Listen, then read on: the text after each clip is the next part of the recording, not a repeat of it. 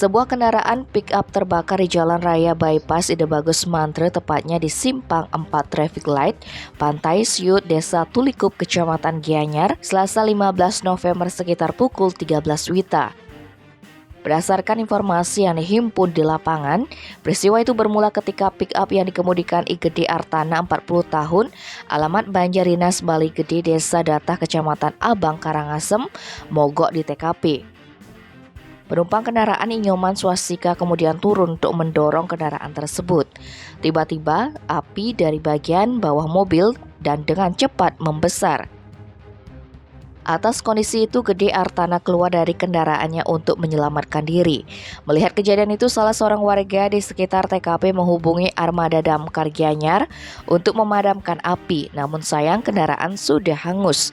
Kapolsek Kota Gianyar, Kompol Iketut Tomiyase menjelaskan tidak ada korban jiwa dalam peristiwa tersebut, namun korban diprediksi mengalami kerugian 40 juta rupiah.